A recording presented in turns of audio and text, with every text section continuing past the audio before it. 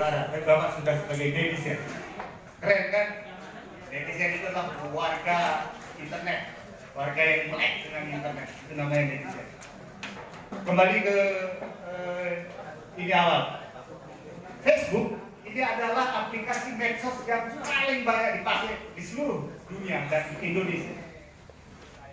Lebih dari 2 miliar penduduk Indonesia, penduduk dunia menggunakan Facebook. Angka dari survei sekitar 2,23 miliar penduduk dunia ini menggunakan aplikasi medsos Facebook. Dan orang yang menemukan ini, Mark Zuckerberg, itu menjadi orang terkaya di dunia. Itu Facebook.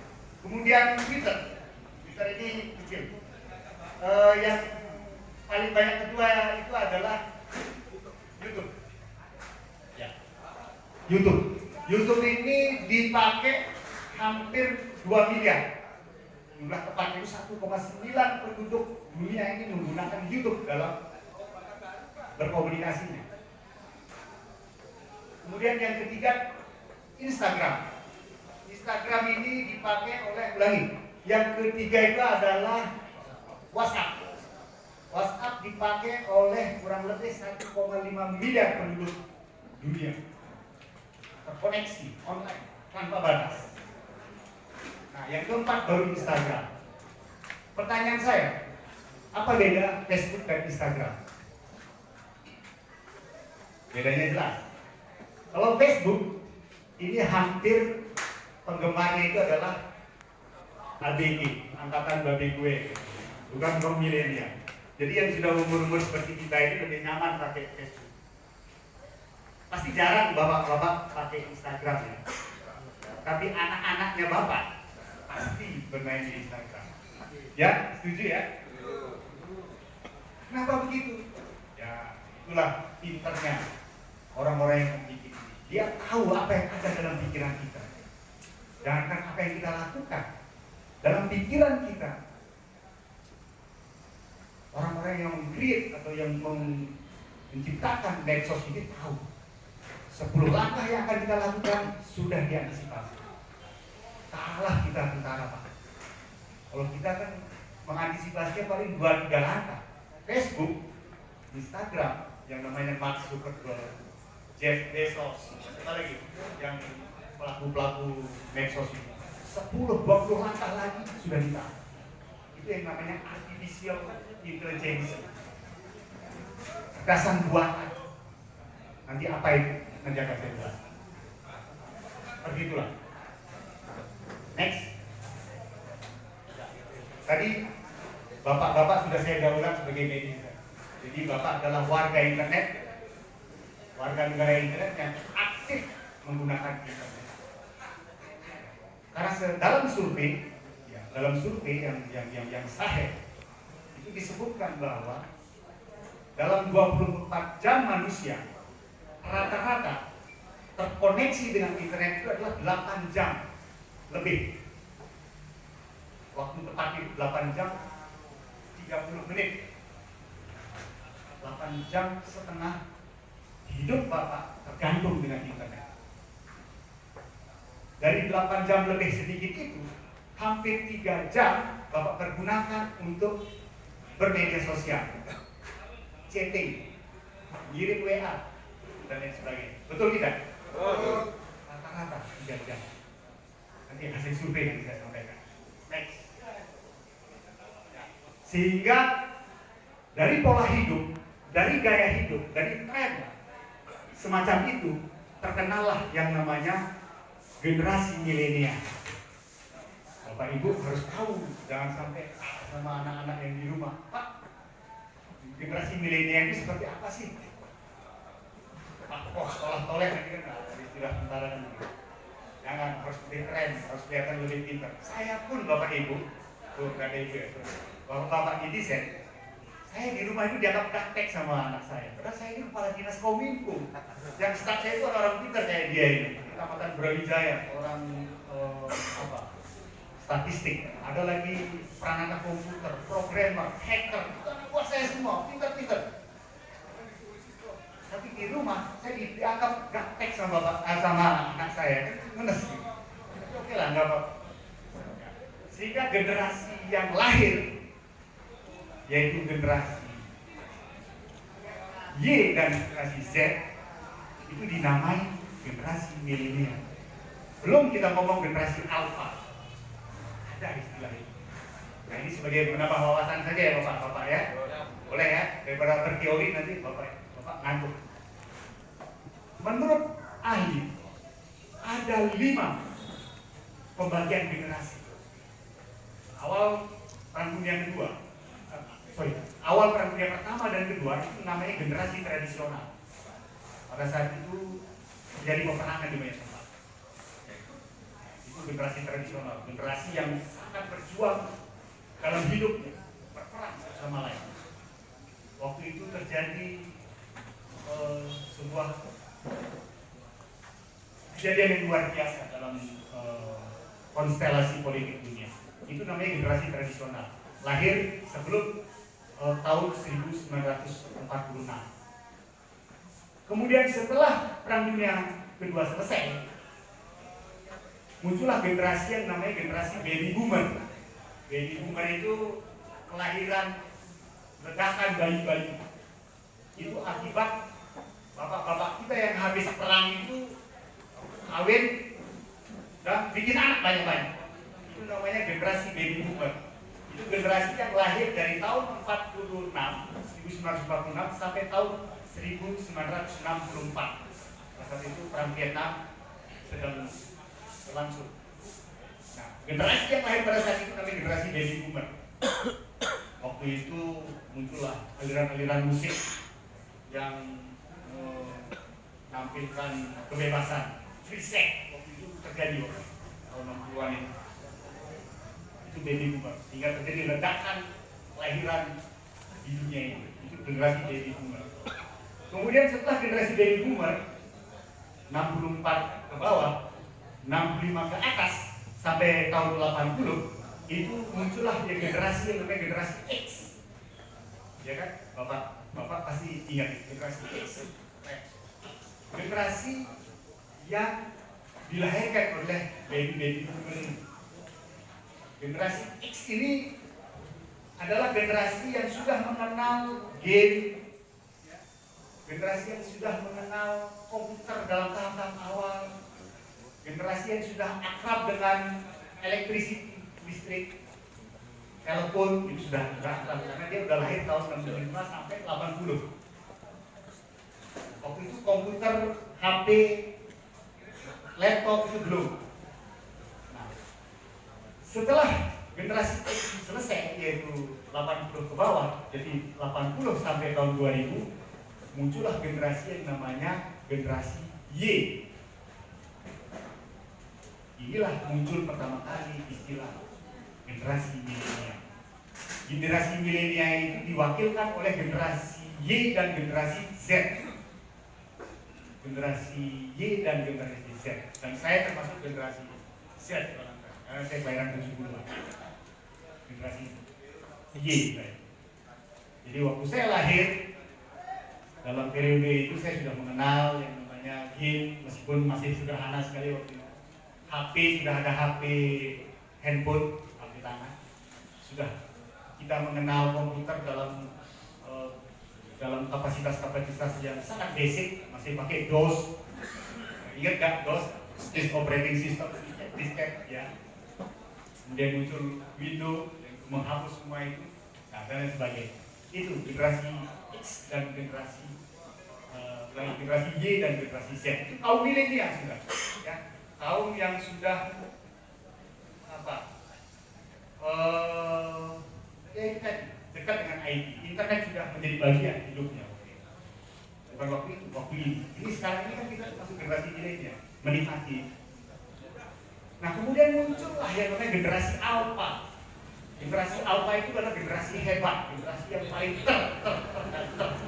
Itu adalah orang-orang yang kelahiran tahun 2010 ke atas. Kalau bapak-bapak punya anak yang kelahiran 2010 ke atas, itu namanya generasi alpha. Generasi yang alpha itu kalau dalam kumpulan hewan, kalau kita sebut dia sebagai alpha, itu terhebat. Jadi pejantan yang hebat itu namanya alfa. Demikian juga sekarang anak-anak kita itu adalah anak-anak yang hebat, anak-anak yang hebat di antara kita yang hebat. Anak-anak kita dari matanya melek itu sudah tahu yang namanya Android, tahu yang namanya belanja online, tahu yang namanya apalagi internet ya, tahu yang namanya bermedia sosial dan lain sebagainya. Itu supaya Bapak punya pemahaman. Next. Perubahan apa yang terjadi setelah kita tahu internet, Bapak? Dunia pendidikan kita masih mengalami, masih sering kita memakai buku-buku manual. Ada apa kita bilang, ada buku kanan kita, buku apa kita bilang, buku manual lah gitu ya.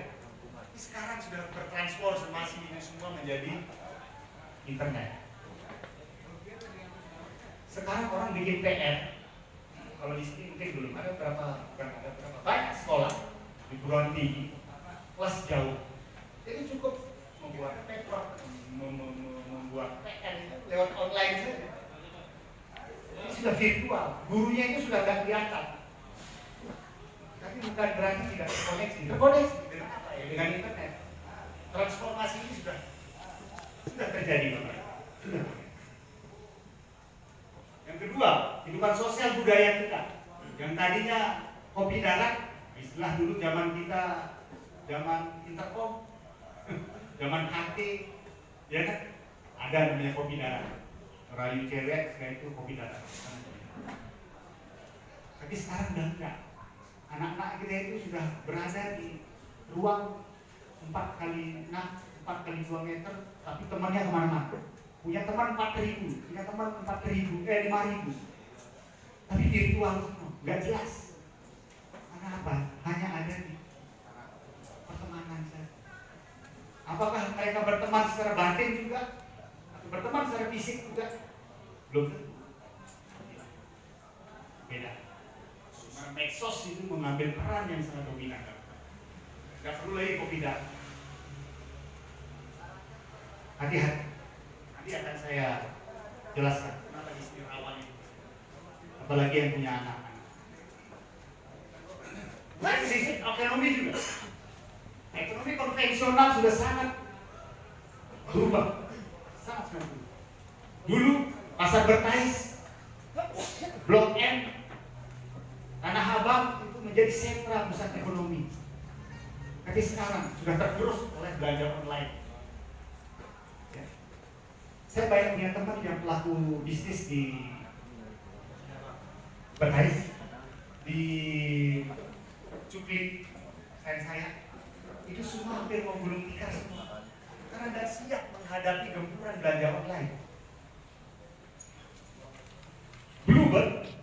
Bluebird taksi itu dulu merajai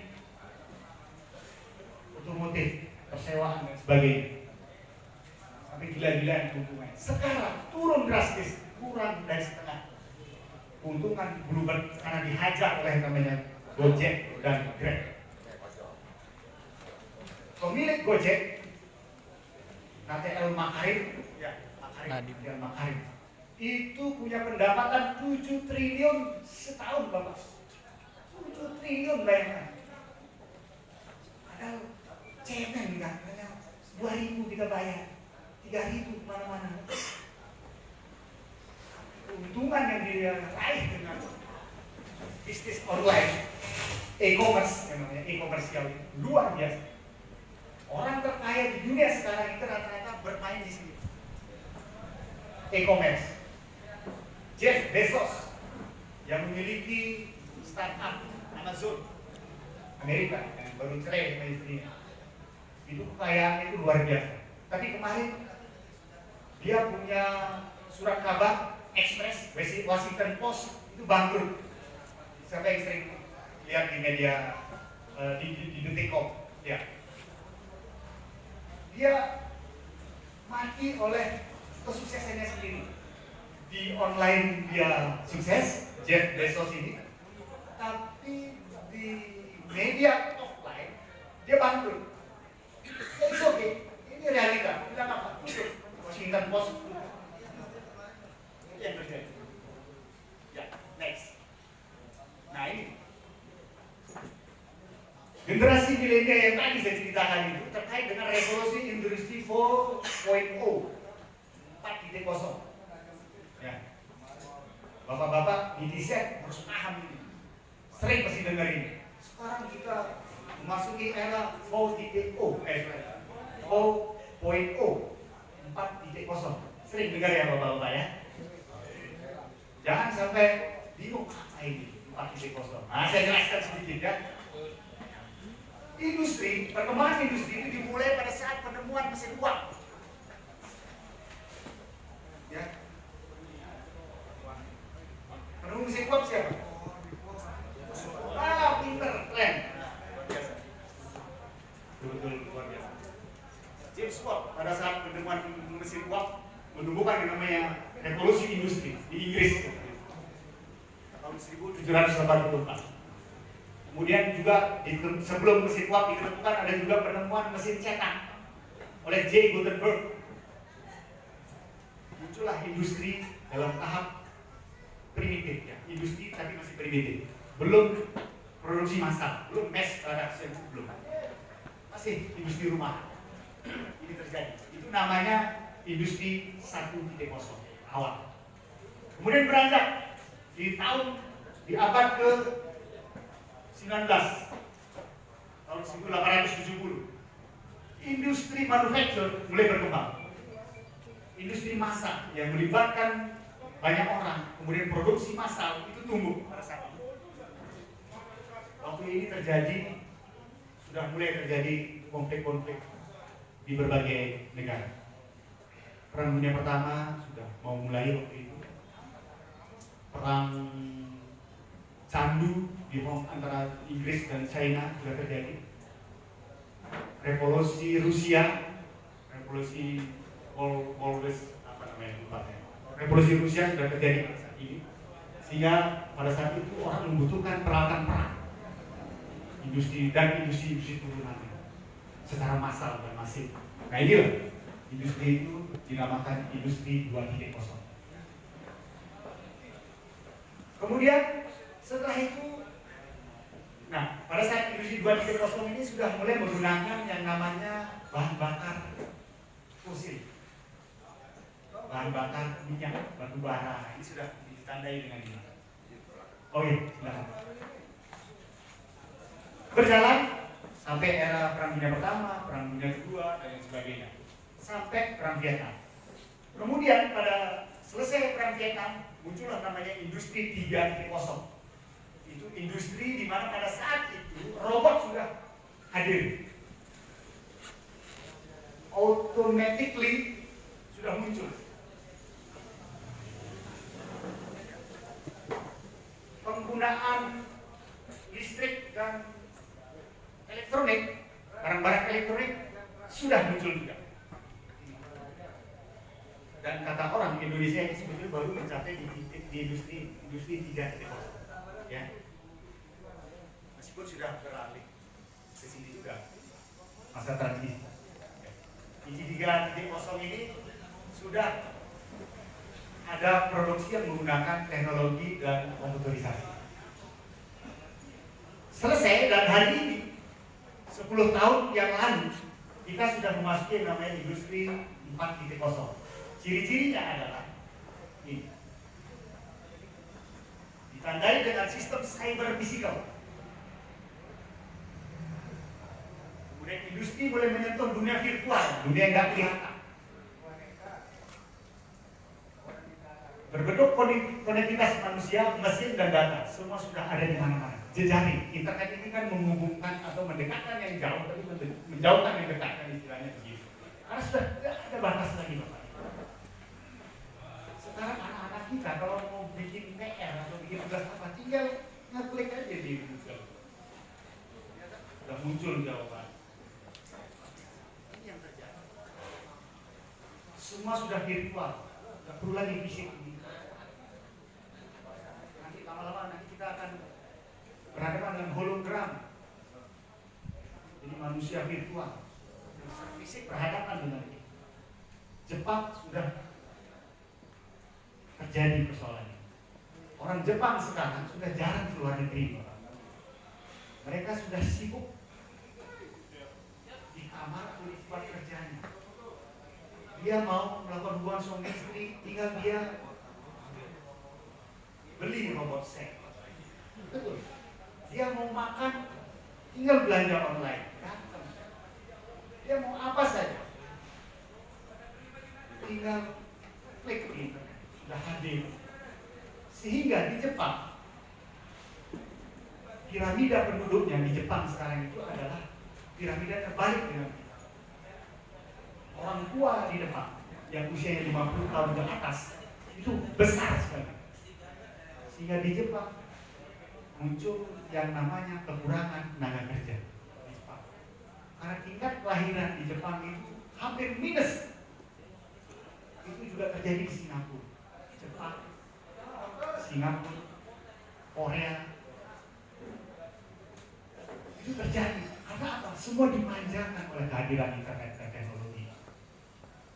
Mudah-mudahan kita tidak seperti ini.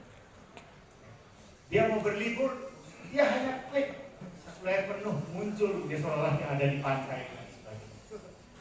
Ya, jadi itulah gaya hidup berubah oleh kehadiran industri. Saya ingin menyampaikan sebuah data, Bapak citizen, bahwa dari 264 juta penduduk Indonesia yang menggunakan internet, yang terpenetrasi oleh internet itu hampir 64,8%. Ini survei dilaksanakan oleh APJI, yang dilaksanakan pada tahun 2018. Dari 264,16 juta orang penduduk Indonesia, 171,17 juta jiwa itu adalah pengguna internet. Itu hasil polling dari Surveyor yang terpercaya. Bagaimana dengan NTB? NTB dengan jumlah penduduk hampir 5 juta jiwa itu cukup mengagetkan ini survei. Ternyata lebih besar pengguna internet dibanding Bali dan NTT. Jumlah penduduk NTT 5,1 juta, Bali 4,7 juta, NTT 5,3 juta. Itu NTT menjadi pengguna internet terbesar di Nusa Tenggara. Hebat ini NTT. Ini hasil polling. Luar biasa daerah ini. Sudah sangat melek IT. Segmentasi umur adalah yang paling besar itu di angka 15 sampai 19 tahun. Usia-usia SMP, SMA, Bapak. Ini. Makanya bapak-bapak yang punya anak usia SMP, SMA harus didampingi, harus tahu password HP anak-anaknya. Saya itu sampai tidak diajak ngomong selama sebulan sama anak saya. Karena anak saya nggak mau ditahu password HP. Itu yang terjadi. Ya, Bapak bisa baca. Kita di umuran 40 tahun ke atas itu hanya kisarannya jauh dibanding yang kisaran antara 10 sampai 40 tahun ke bawah. Ya. Next. Nah ini. Lewat apa Bapak berhubungan dengan internet? Hasil survei mengatakan lewat smartphone yang paling banyak, yaitu 91, lagi 93,9% lewat HP, ya kan? Lewat Android. Rata-rata kita mengakses internet, bermedia sosial itu lewat HP. Ya karena memang HP ini adalah pembunuh radio, pembunuh TV, pembunuh koran, pembunuh Walkman, apa lagi? Semua dibunuh oleh yang namanya HP, oleh Android ini. Ya, semua selesai oleh barang yang sekecil itu. Luar biasa. Oh, warnet juga mati. Koran-koran udah mati. Ya, Yang kedua baru ini komputer desktop, PC, ya.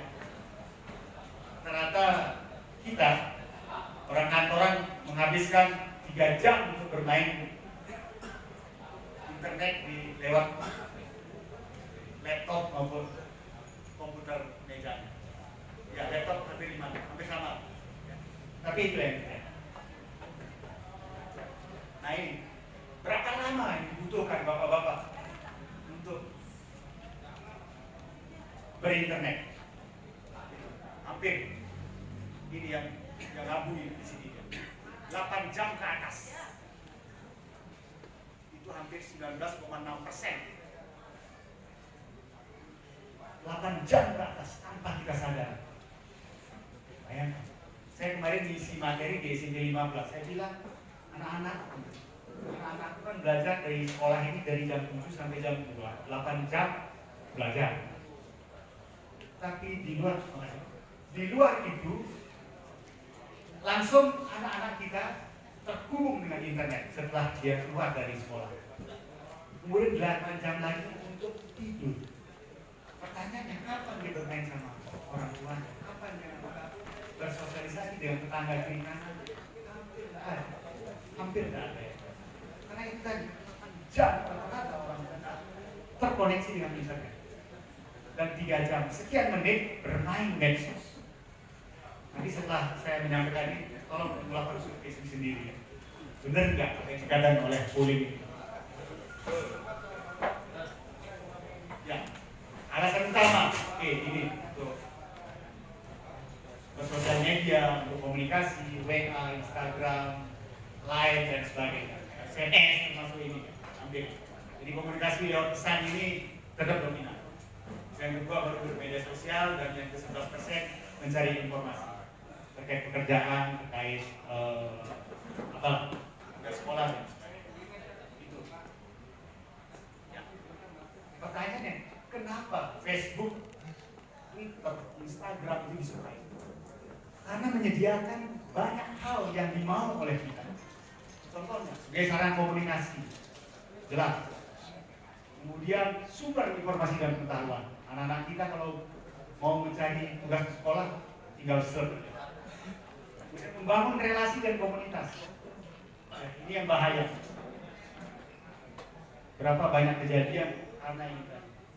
Membangun relasi dan komunikasi virtual. Kemudian ingin tahu hal-hal baru. Nah ini bahaya ini. Kemudian meningkatkan eksistensi, yang selfie itu, yang lebay-lebay, yang alay-alay itu. TikTok itu kan medsos alay katanya anak saya. Kemudian pulang Ustaz.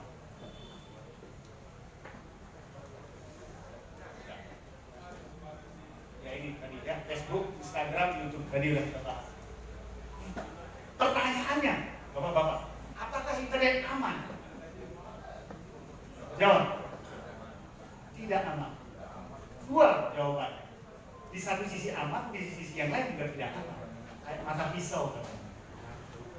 Mau dipakai nusuk orang bisa, dipakai masak untuk bikin makanan yang enak juga bisa. Nah internet juga seperti itu. Untuk itulah bapak-bapak netizen harus paham, harus kuasai yang namanya internet, harus kuasai namanya medsos. Jangan gaptek kata anak saya. Ya. Kalau berdiskusi sama anak, jangan kita ketinggalan info.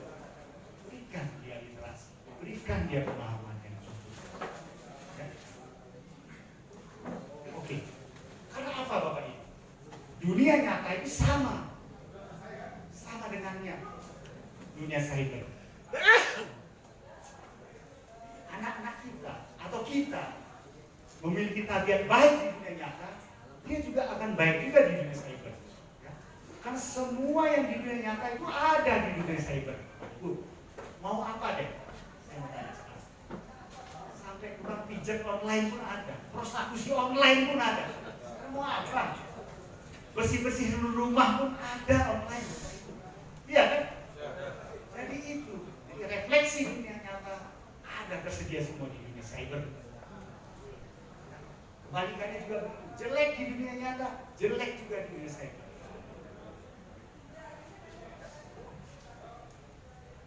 Nah ini saya mau ngomong banyak sama bapak-bapak ini. Bahaya yang tersembunyi pada internet. Ada cyberbullying, ada cyber fraud, pornografi, cyber gambling, cyber stalking.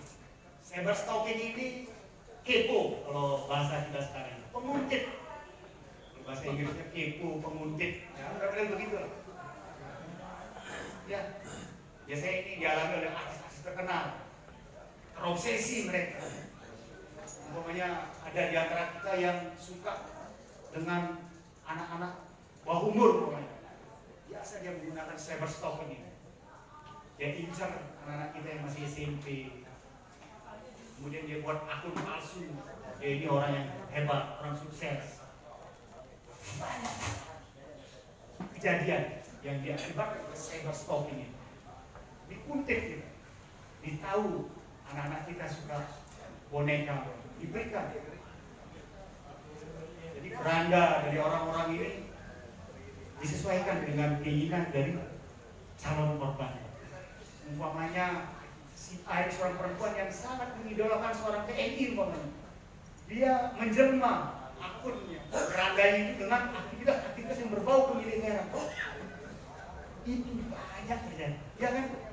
Berapa persoalan kejadian yang kita baca di media sosial. Itu namanya cyber stalking. Penculikan dengan kenalan di sosial media untuk dilecehkan. Kemudian namanya cyber gambling. Wah, ini jelas ini. Teman saya banyak yang bangkrut, SK-nya tergadai sekarang itu gara-gara cyber gambling. Mudah-mudahan Bapak TNI tidak ada ya. Pasti ada. Semua ada Pak. Di gambling ini, di cyber gambling ini. Judi bola, judi ayam. Ada semua. Judi apa aja. Apalagi kalau sekedar poker. Betul nggak? Kalau yang merasa diri korban, segera istighfar katanya. Segera melaksani dia katanya Pak. Mulai kita lagi. Betul, teman saya, sahabat saya. Gara-gara ini, cyber gambling, termasuk main saham. Dia main saham di internet kan ini sekali. Itu judi semua ini. Hanya dikemas dengan permainan saham, permainan Forex, terus mata uang asing, trading, falas. Habis teman saya Pak, bener. Menang dia 100 juta, sekian juta. Baru kok, paginya dia cerita dia dapat 100 juta, siangnya dia nangis-nangis. Itu terjadi Pak. Kenapa? Karena itu udah nyata semua. Belum lagi kemarin namanya Bitcoin. Siapa yang kena Bitcoin? Mohon maaf, saya dari awal udah curiga ya. Koin virtual itu, mata uang virtual itu, mata uang emas yang tadi sempat marah 2-3 tahun kemarin. Sekarang apa? Nol nilainya Bitcoin itu. Jangan Pak. Betul, kalau nggak betul-betul kuat mental dan kuat finansial. Karena kalau kita menang, kita hanya lihat angka saja. Lihat, orang judi kan, penjudi kan, saya penjudi juga. Orang Bali kalau nggak penjudi kurang duit. Saya dulu waktu di kampus, di asrama, wah judi. Habis uang SPP 2 tahun. Membohongi orang tua lagi. Saya alami Pak. Tapi masih judi konvensional. Main kiri, drum, tembak, itu saya alami. Saya paham betul. Tapi saya nggak senang judi bola itu. Main ceki saya nggak bisa. Saya aneh juga orang Bali nggak bisa main ceki. Tertarik. Ya. Itu Pak, cyber gambling. Kemudian pornografi. Ada ribuan situs pornografi sekarang ini bersel Google di media sosial. Dan saya termasuk yang di dalamnya aktif melakukan internet tidak sehat. Normal. Ya, untuk sekarang sudah banyak di blog nih, di situs porno ini. Tidak semudah dulu. Dulu sangat gampang. Ya. Itu sangat gampang. Apa nama situsnya? YouTube, YouPorn, apa lagi? Wah, banyak sekali situs-situs porno itu. Pasti lah ya. Pasti bapak ini lebih jago nih. Sama Pak. Tapi nggak apa-apa, kalau porno ini ya membangkitkan sebatas ini boleh lah. Pornografi melalui internet, kabar-kabar booking, wah ini banyak bisa diajari. Kemudian yang kedua terakhir, cyber fraud. Cyber fraud ini adalah penipuan internet untuk dalam hal keuangan. Penipuan kan sering kita terima WA, terima SMS. Selamat Anda menang. Selamat Anda dapat undian. Baik, macam lah. Cyber fraud. Informasi tidak benar di internet, hoax, penipuan transaksi online. Kita sudah beli barang-barang, tahu-tahu yang datang barang sampah. Itu sudah sering terjadi. Itu sudah resiko. Makanya kalau bapak-bapak mau belanja online, cari lapak-lapak, ya, lapak-lapak yang sudah teruji, yang sudah sudah resmi gitu loh. Jangan yang nyari yang aneh-aneh gitu. Datangnya juga aneh-aneh gitu. Itu cyber fraud. Kemudian yang terakhir cyberbullying. Nah ini yang saya bilang, kekerasan dan pelecehan seks melalui internet.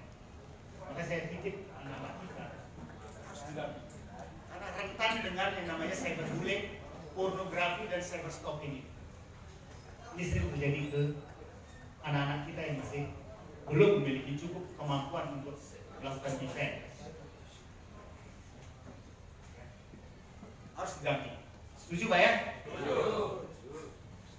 Kemudian itu semua terbungkus yang namanya hoax. Apa itu hoax? Nah ini kan sekarang orang sering ngomong hoax. Hoax.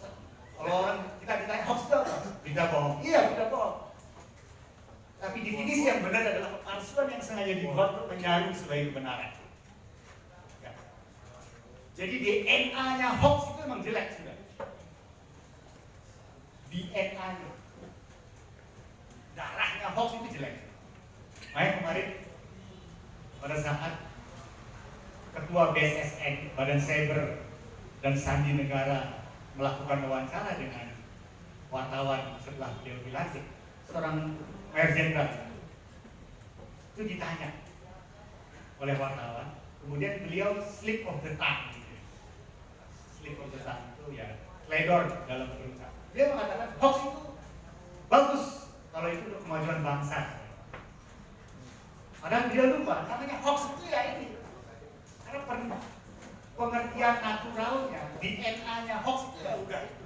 Kepalsuan yang sengaja dibuat untuk menyaring sebagai sebuah kebenaran.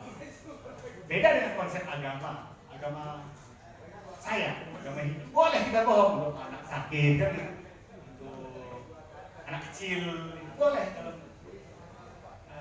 dalam doktrin agama kita boleh melakukan kebohongan, tapi bertujuan baik. Ada definisinya. Orang sakit, untuk anak kecil, apalagi ada lupa saya. Ya kan? Bohong, kebaikan kan? Boleh. Ya, boleh. Tapi hoax itu beda.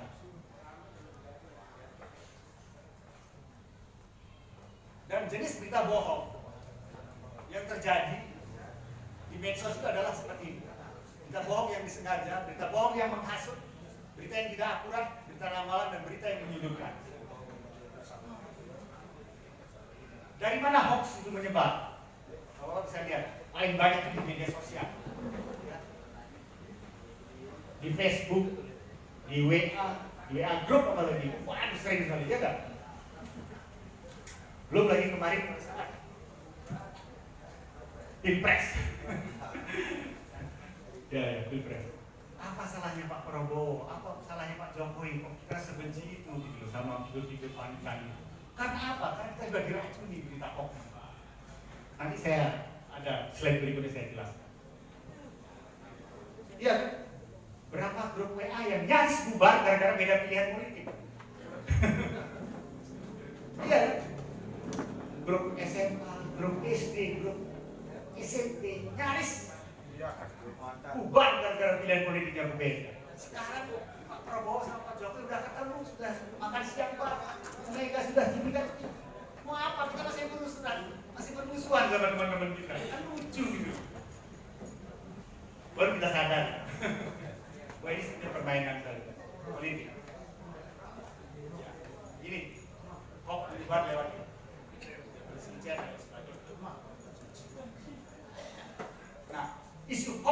paling banyak itu apa topiknya? Udah kita bahas. Sosial politik. Hampir 91,8% isinya itu mengenai sosial politik. Makanya tren berita hoax di Indonesia kemarin pada saat bulan Februari dan bulan Maret sebelum Pilpres itu meningkat drastis. Yang tadinya rata-rata hanya 100 sekian per hari berita hoax yang beredar di media sosial. Periode Februari Maret itu hampir naik 3 kali lipat. Hampir 400 berita hoax tersebar. Itu di Indonesia. Itu yang terjadi. Sangat berbahaya kita berpolitik lewat media sosial, Bapak-bapak. Karena ada teori yang mengatakan internet itu bisa membentuk cara pikir kita dengan tanpa kita sadar. Istilahnya itu algoritma shift.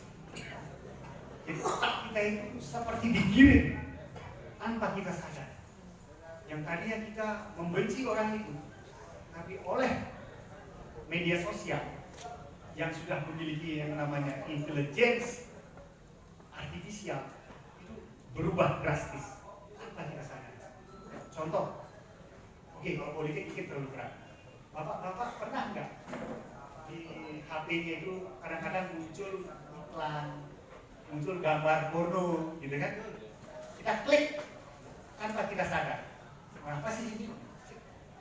Pada saat Bapak mengklik yes, itu Bapak sudah masuk yang namanya buah-buah algoritma. Sudah masuk dalam jejaring algoritma. Sudah masuk jebakan back-end, kata. Dari sana, seminggu kemudian Bapak akan mendapat berita atau gambar yang lebih bagus lagi, lebih porno lagi. Cara membesarkan penis, ya enggak? Pasti terima kan? Tanpa kita sadar. Obat kuat. Iya kan? Karena saya tidak mengklik kan, tapi udah muncul di kita, di HP kita, di beranda HP kita, di Facebook kita, di beranda. Ya enggak? Ya itu yang namanya algoritma shift. Buah algoritma. Dari sana Bapak akan ditawari produk kita besar, memuat, kemudian cewek Bapak itu akan dikasih dengan nomor hotline, iya enggak? Sehingga Bapak terjebak oleh buah-buah algoritma. Saya ingatkan, silakan dilakukan. Karena saya juga melakukan. Setelah diingatkan itu baru ingat ya, oh iya ya bisa kita. Ya untung ada kegiatan ini kan, jadi terbuka sedikit ya, nanti baca sendiri. Nah ini bentuk hoax yang paling sering diterima itu berbentuk tulisan, ya, bentuk gambar, video dan sebagainya. Nah, biasa. Nah ini adalah Menteri Penerangan Politik dan Propaganda Nazi. Namanya Paul Joseph Goebbels. Dia adalah tangan kanannya Hitler, petinggi Nazi, yang menyampaikan doktrin seperti ini, Bapak. Sebarkan kebohongan berulang-ulang kepada publik. Kebohongan yang diulang-ulang akan membuat publik menjadi percaya bahwa kebohongan itu adalah sebuah kebenaran. Ini doktrin yang disampaikan oleh Menteri Propaganda Nazi yang namanya Paul Joseph Goebbels. Sehingga pada saat Nazi kalah, dia menelan racun beserta 6 orang anaknya. Silahkan Islam. 6 anaknya itu diberikan racun, kemudian dia bunuh diri dengan istrinya, kemudian dia perintahkan bawahannya untuk membakar mayat anak dan dia sama istri. Fakta. Kalau Hitler kan mati di bunkernya. Dan inilah yang dipraktekkan oleh para poker ini. Dia menyebarkan kebohongan supaya kebohongan itu berubah menjadi sebuah kebenaran.